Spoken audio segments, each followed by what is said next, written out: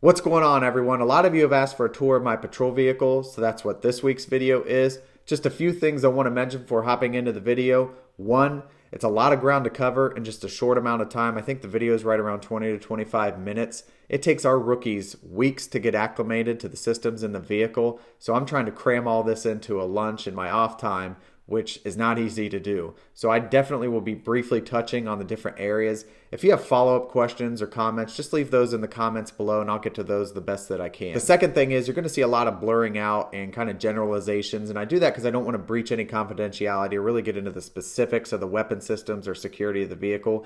Anything I show you in this video, you could walk up to any police department, and if they have time, they will show you themselves. The third thing, I'm going to hop into kind of the music overview portion first before I get into the explanations.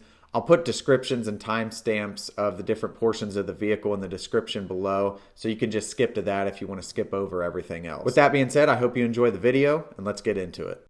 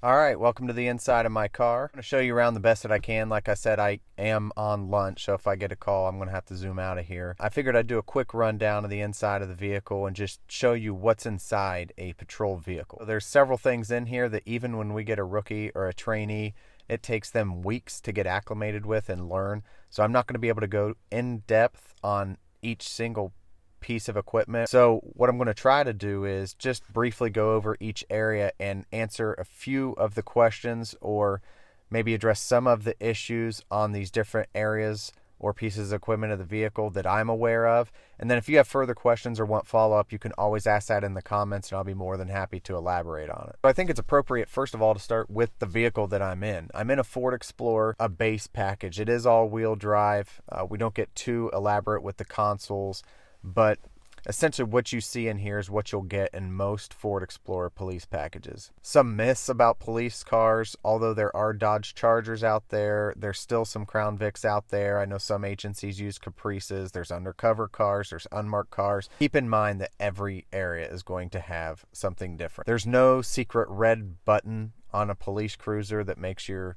vehicle go extra fast or the nitrous cells kick in.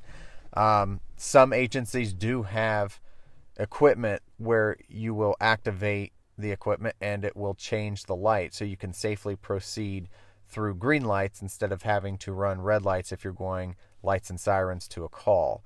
I don't have that in my vehicle, but that does exist. Some myths with that piece of equipment: as far as I know, I haven't met an officer yet that has had that tool in their vehicle and just been able to use it at their leisure. Nearly every instance of having that tool in your vehicle that changes the lights for you, the right of way, you have to have lights and sirens on, or else the equipment won't work. So essentially with the patrol cruiser, it's going to drive the same as if you were driving a Ford Explorer. Some of the things are different. The seating can be different. Obviously, there's more of a focus on getting equipment into the console, so the luxuries certainly aren't there. You'll see, I'll show you a Bluetooth adapter that I had to buy to even listen to my music while I'm out on patrol. So some of those luxuries aren't there. You can buy the whole enchilada and get the best police package out there that has Bluetooth and all the bells and whistles, but most agencies don't go with that because we're all trying to save money. Just a couple things that I wanted to address that might be missing from this video that you've seen in other in-car videos. One being an in-car video camera system. We went to these body cams, which you've probably seen me wear in other videos. We went to the body cameras. It's been before body cameras were even discussed in the media, but we went to those long time ago and scrapped the in-car video systems, mainly because it was a system that was sometimes impossible to keep up with, just with the equipment that was unbearable to deal with and whatnot. And these are much, much better. And we found that they capture all of the interactions that we need to capture while you're policing. Also, officers and many officers will take a second body camera out and put them up here on the visor, and flip that visor down when they're in a traffic interaction to capture that footage as well. So we have found the body cameras have done a very good job with that. The second thing that I didn't really do a tour of was the radar system.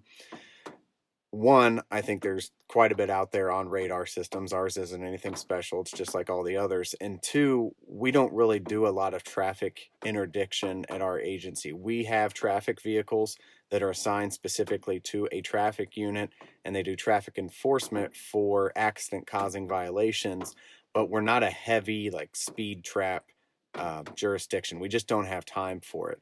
So I am not all that familiar with a radar system, and I'd hate to sit there and show you features of it without really knowing the intricacies of it. So there are definitely officers here that are very good at that, and that's what they like to do, and they often sign up to, or at least volunteer to work the traffic section during roll calls. One of the first things people want to know about, especially kids, is the light bar and the lights and sirens. So I'll show you that now. So as you can see, this is my light bar controller. This is a Federal Signal light bar controller. I am not able to answer really any other questions about other models or other manufacturers. I've only ever used this type, so I'm only familiar with this. This is Federal Signal Smart Siren, and it's designed to be able to use it without actually looking at it. When you're on the road and you're running lights and sirens, you want to be paying attention to the road and not your light bar. So essentially, the way you activate it is this lever here. You can push it to one of three positions. So it's got position 1, 2, and 3. When you put it to position 1, that's normally when you're on the side of the road. Your audible's not going to work. So your sirens, your wails, your yelps, your warnings, things like that, they're not going to work. 1 is really only your rear flashers and your rear LEDs. So people coming from behind you can see that you are a police cruiser and you're clearly marked, hopefully to grab their attention to move over and slow down. So that would be position 1, is rear only. Position 2 is limited lights, limited LEDs on our vehicles.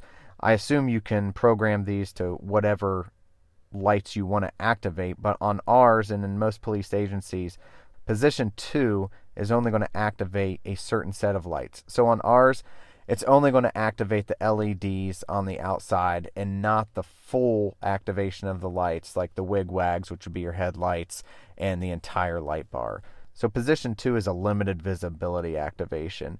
A lot of times you'll see this on traffic details or a vehicle that's just simply pulled over and they want to notify people that there's a police presence in that area. Position 3 is full activation. That's every single light on the vehicle blinking and wig-wagging and all of that good stuff. Position 2 and 3 also activate the audible, so you'll be able to use the wail, the yelp, and the warning. So when you go to full position 3, that's usually when you're running lights and sirens. So if I were to get a lights and sirens call now, I would just push that all the way over to position 3. I am in standby mode, so I'd have no audible. And then when I get on the road, I'd be able to choose which audible signal I want to use. And that's either wail, yelp, or warn. There are some manual controls over here. There's an air horn, which you can use without any light activation. And then this manual squelch, which you can use just to catch someone's attention. If you are about to perform a traffic stop, or you've got a foot pursuit, or you need somebody to stop while you're in your vehicle, you can hit either of these to get their attention. I'll go over a quick demonstration now of each level of the different sirens on the vehicle. Air horn. Then you have manual. Then you have to actually activate the lights to do the wail, yelp, and warning. So I'll activate the lights and wail, yelp, warning. This is often called a rifle rack or a shotgun rack, shotgun mount, rifle mount. It has different names, but essentially it's all describing the same thing.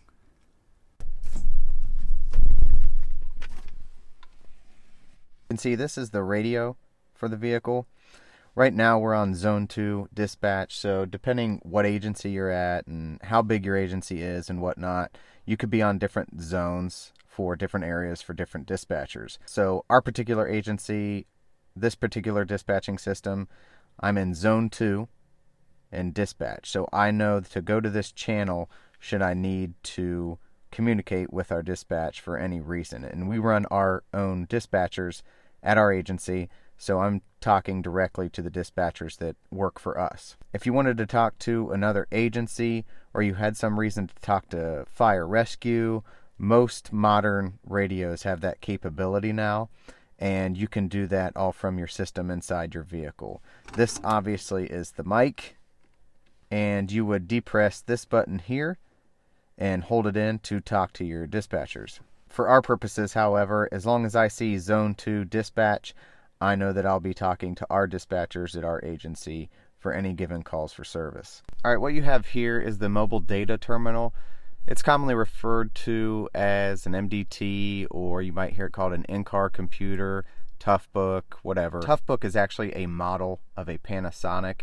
They make a lot of these rugged laptops. We do use the Toughbook by Panasonic.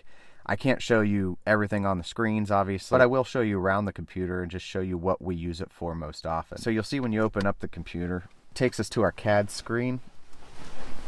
And let me adjust the camera so you can see what I mean by our CAD screen. So this is what I mean by our CAD screen. And essentially what you'll have here is this is where the calls for service populate. There's a couple calls for service up there that I've had to blur out. As you can see, your unit numbers here. Other unit numbers that are working in your area are over here. You can have your incidents listed here, self-initiated stops. So if you wanted to mark out on a business watch or a vacation watch or something small like that, you could go to self-initiated and just start that call yourself. There's this search function, and yes, this is what we use to run license plates and things like that. In Ohio, this is attached to the lead system. That's probably the same nationwide because that is a nationwide database. So that is what we would enter, license plates to check for driving status, warrants, things like that. When you get the status of an individual that you have run, it'll come over here to this quick view screen. And on the quick view screen, you'll have demographical information on the individual. And then down here you will see this messaging tab. The messaging tab is where you'll have messages to other officers or dispatchers. Another thing I want to touch very briefly on, the MDTs. A lot of times we'll get to a call and we'll hear, oh, you know about this, you guys were just out 2 days ago, or you probably know my brother, my sister, my friend, my cousin, whomever. It's not that we're being disrespectful, that we don't know who it is you're talking about or what you're talking about. It's especially true at a larger agency. Until we hear from dispatch about that location or that person, we oftentimes have no idea what you're talking about because there are so many calls for service in this job. I could go months without seeing the same person again working the same district. And in our agency, a district is estimating right around maybe 15 to 20 city blocks. That would be a district. So it could be months before we see the same person again if they are a common criminal or commonly in trouble with the law. So it is often that we show up to calls and people expect that we know what they're talking about, but there's no magic software in our computer that is going to tell us when we get to a call that we've been there before. There are some CAD systems where that'll pop up an alert. Ours will pop up alerts if there's a emergency situation at the residence. You know, prior convictions of crimes of violence, assaults against peace officers, things like that. But it's pretty vague. As far as the day-to-day intricacies of, you know, civil disputes or domestic disputes, a lot of times that doesn't pop up in CAD, or the dispatchers don't relay that until we're well into the call. So that is kind of a myth about our computer systems as well, is as soon as we get the call and as soon as they pop up in the computer, it doesn't just immediately show up that we've been there before and that we know all of the details of the call. So you've got to give that time to develop with that specific officer. All right, moving on to the gear bag. I have a 511 patrol gear bag here. What's nice is it attaches to the headrest, so you can actually have a set of tools here right beside you in your vehicle that you have quick access to if you need them. I'm not going to cover this gear bag in great detail simply because that would be a whole separate video, and I know some of you have asked for something like that anyway, and I'd like to spend more time with that on things that I found have benefited me that I carry in my gear bag. So I'll just briefly go over things that are in my gear bag and are right next to me every night that I'm on patrol. So what I like about this is you have 3 separate layers, and I'll have to change the view here in a minute, but you have 3 separate areas that you can keep equipment. You have this vertical area, you have the bag itself, which is in here, and then there's another area right down here that lays flat across the seat that you can also store items. So some things here that I use quite a bit. Obviously I have a roll of tape here, use tape all the time. A phone holder, I can keep my phone there, that way I'm not distracted by it while I'm driving. That's obviously a big issue, so my phone stays right there. I got an extra flashlight right here, just a little flashlight pen, a stylus for the computer if I need that. Things we use quite often, extra handcuffs. These are zip ties, but if we have a larger incident where a lot of people need to be in custody, I have a couple zip ties here that I can just rip away from my bag. Basically open the door, grab these and rip them away. I have a multi-tool here.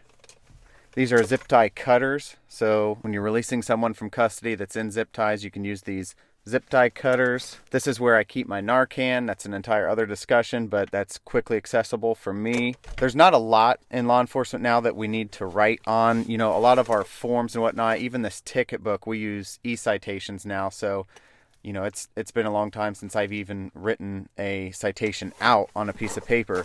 But a lot of things in law enforcement now are digital, so some of these forms have kind of gone by the wayside, but there are a few that I like to keep around. I think in the winter tips for cops, I went over some of these canisters. You know, these come in handy quite a bit, and those I keep in my gear bag so I can just reach over and grab them. And that's the point of a gear bag in a patrol car. You just want to be able to reach over, you know, grab your traffic vest, grab some zip ties, whatever you need to grab. You want to be able to reach over, grab it, and get out of there.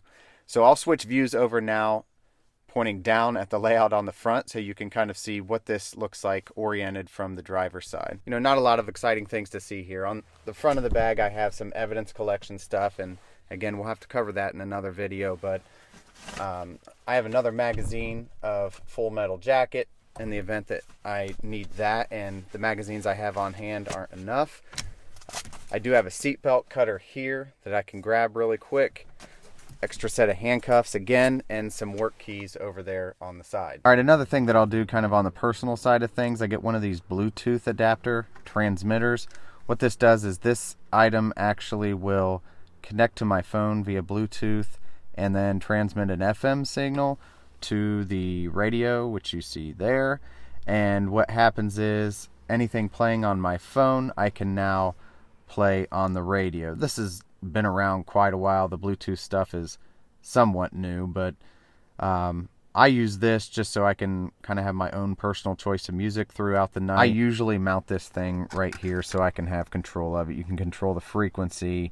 You can hit the track playlist from these buttons here, and I would give you a demonstration of how well it works, and it does work really, really well, except that I'd probably get a copyright infringement on YouTube for playing some copyrighted music, so I'm not going to do that. I usually broadcast from my iPad, and speaking of my iPad, I mount mine right there.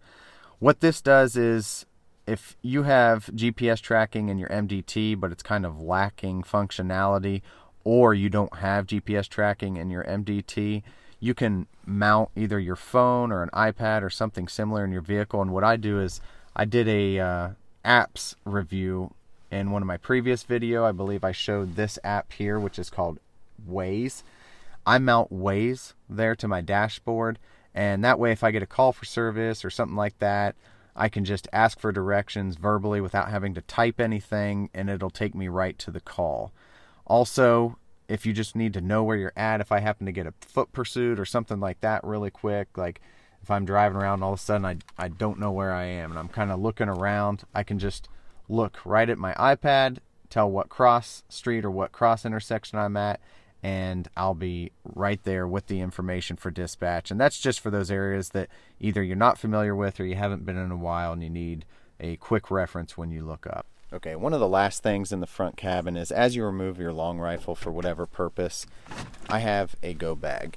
And by go bag, I just mean it carries all the essentials that you would need if you happen to encounter an active shooter situation, or a situation that you would likely use your long rifle in, hostage situation, things like that.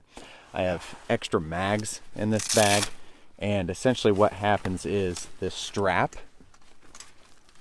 you just put this over your shoulder, you crossbody it, and now you've got extra handcuffs, extra mags. I've got a few tourniquets in here. I've got trauma pouches, a trauma kit, everything that you would need in a situation that went bad. Like I carry a 511, I believe it's called a two-bang pouch. I'll correct that in editing if I have that wrong, but I believe it's called a two-banger pouch or a two-banger sling. And I just put everything in there that I could possibly need for a serious situation like that. Now on SWAT, obviously I carry a whole other set of equipment, things that are more specifically designed for what I do. But in a patrol function, this is essentially what I will grab anytime I'm grabbing my long rifle. Something else I forgot, the divider for the patrol vehicle. This thing back here. If I can reach back there. This mechanism, and I know that's out of focus, let me try to focus that. This mechanism here, that's what's called a prisoner divider or subject divider. Any time somebody's in custody in the rear of the vehicle, we will close and lock that. That material can be anything. It can be ballistic, it can be plastic, it can be mesh, it can be metal. It just depends what manufacturer you use, but they're all basically the same. Some are solid to where you can't open it up at all, but the reason it does have a mechanism where you can open it up is not everybody that's in the back of a police cruiser is a subject that's in custody or arrested. You know, if the weather's really bad, or if we're giving someone a ride or whatever, and they check out okay, and, you know, they're patted down and they're, for all intents and purposes, as safe as we can make them, we'll open that up so we can converse with them and just speak to them about the incident or where they're going or what we're doing. So that can open up for communication purposes. But more importantly, it closes and it locks anytime we have somebody in custody and we're actually transporting. Okay, here we have the rear of the police cruiser, and every police cruiser is going to be different to a varying degree of cleanliness. But essentially, in the rear of all of our police cruisers, we have supplies for evidence collection. You'll have these paper bags. You also have cleaning supplies in there, paper towels. Every police cruiser at our agency has trauma kits here for the bad situations that we may show up to, that we need multiple tourniquets and trauma dressings, Israeli bandages, things like that. That's all in here. And these trauma kits, we obviously have traffic control devices, we have flares, AEDs. We have these AEDs in every vehicle. We do have EMS and fire in our jurisdiction. They have, I don't know, 3 or 4 substations, so they do respond rather quickly. However, we do need some of that medical equipment in case they either can't get there quickly and or they are just running behind due to other calls for service. Okay, here you have the rear of the police cruiser, and it is cramped back here. I'm going to have to use my flashlight for light because I do not have a dome light in the rear of this particular cruiser, so bear with me. But as you can see, there's limited visibility back here, limited movement.